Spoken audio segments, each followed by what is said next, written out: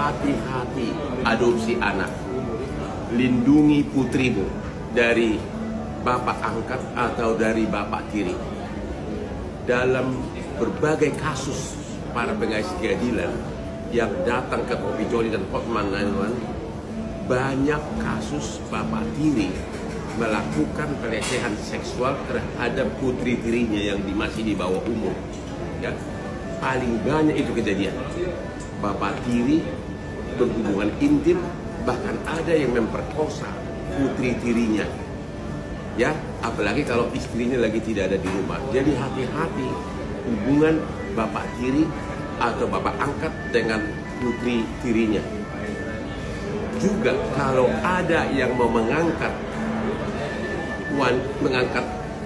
putri menjadi putrinya, kalau seorang laki-laki mengangkat anak putrinya, angkat anak, hati-hati, cek dulu mental kelakuan laki-laki tersebut. Cek backgroundnya, apa dia pelaku atau doyan, apa dia doyan atau pelaku. Kalau dia memang doyan atau cabul, jangan biarkan seorang laki-laki mengadopsi anak perempuan yang apalagi masih di bawah umur. Lihat sejarah laki-laki laki-laki. Hotman, kau jangan pikir dengan postinganmu minta Mabes Polri, minta Polda Metro. Pak Presiden pun tahu Rasman Arif itu siapa. Ya, Pak Kapolri itu tahu Rasman Arif itu siapa. Pak Kepala BIN itu tahu Rasman Arif itu siapa. Tuh calon suami, saran saya, carilah yang tepat, jangan yang berondong. Nah, resikonya udah peluk-peluk, udah cium-cium, udah kemana-mana, tiba-tiba pergi. Kan menambah catatan dalam hidup NM. Setelah ini ada ini. Begitu ya. Nah, itu komentar pertama saya. Jadi saya berharap Matthew bisa memberi support kepada saudari NM, karena saudari NM ini mau tidak mau, suka tidak suka, kasusnya mesti jalan. Tidak ada ruang bagi NM, bagi siapapun yang coba-coba menghalangi, terutama laporan saya dugaan penganiayaan yang dilakukan saudara NM kepada saya. Tuh. Pada produser program Pagi-Pagi Ambiar Trans.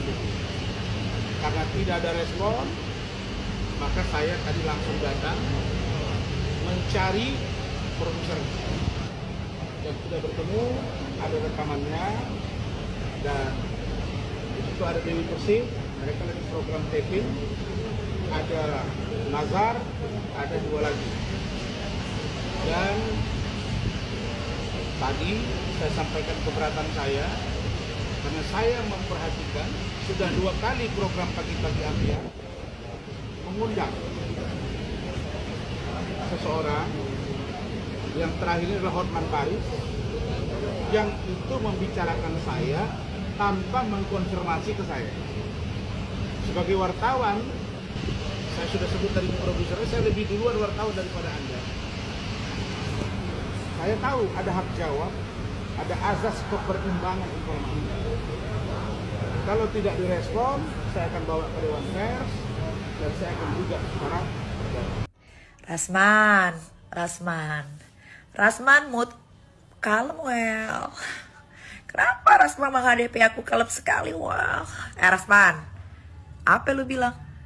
Emangnya NF itu siapa? Bisa bilang Fadel, keluarga miskin gembel, yang gelap gulita, yang masa depannya juga gelap kayak kulitnya, bakal masuk penjara. Emang NF siapa? Lu bertanya-tanya lagi NF siapa?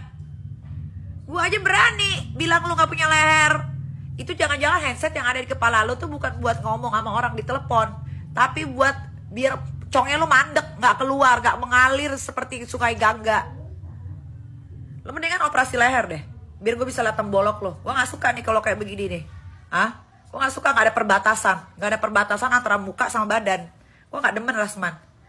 Ayo operasi ikut sama gue, kita ke Promek. Rasman. Ente tidur nyenyak gak tadi malam ente? Aneh tidur nyenyak banget tadi malam. Sampai pulas bablas. Sampai lupa nganterin anak tanding bola. Gara-gara ente, Rasman. Ya. Manusia 9 juta dolar lehernya itu. Tapi kita jangan bahas Rasman dulu. Fadel, keluarga miskin melarat di muka bumi. Udah jelek, bau, kusam, dekil. Semua yang jelek-jelek lu borong. Gak usah ngomong-ngomongin jodoh di tangan Tuhan. Jodoh lu udah di depan mata. Jodoh lu ada di kebun binatang. Jodoh lu itu manusia kera.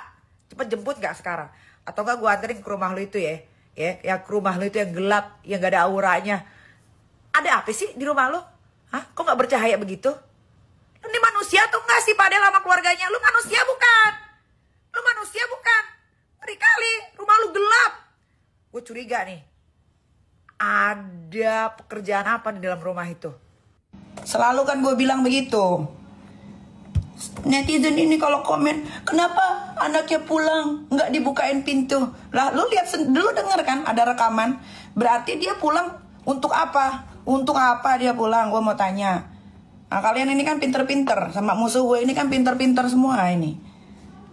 Aduh, capek banget.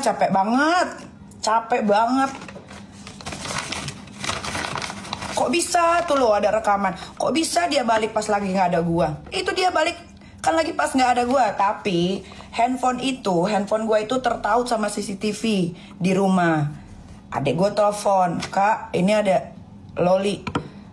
Coba bentar, kakak cek dulu CCTV. Oh ya bener, di ujung ada Kang Semir. Di ujungnya lagi ada kakaknya, siapa tuh? Kang Semir tuh yang mukanya butek banget itu tuh. Terus ngapain dibukain pintu? Pertama, yang punya rumah juga nggak ada. Yang punya rumah nih Nikita Mirzani nih nggak ada. Nggak ada. Tiba-tiba kok ada suara rekaman. Suara rekaman kok bisa ada? Berarti apa? Tapi kamu kalah. Nggak ada, gue kalah. Kalah dalam segimana gue?